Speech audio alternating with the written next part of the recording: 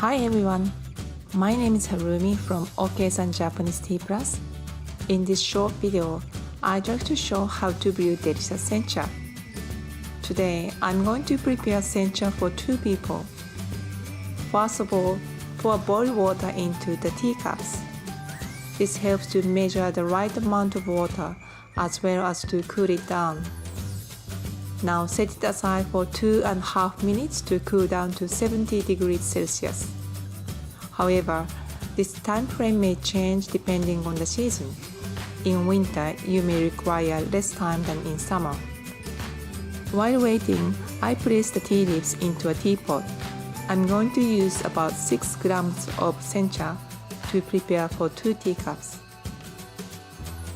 When the time has passed or the water has cooled down, shift the water to the teapot and wait for 60 seconds. Pour the tea into each teacup and please try to make all the teacups equally thick with the same amount. Don't forget to take out the last drop. This is very important as it is full of umami and adds to the flavor. That is for this tutorial. Here is a bonus tip for brewing sencha.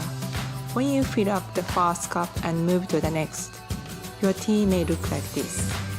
One is light and the other is thick. These colors are indicating the taste.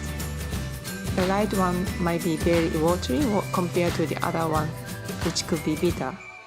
Try to pour a small amount of tea each time instead of pouring it out all at once. Then every cup will have the same great taste. Good luck and enjoy your best cup of tea.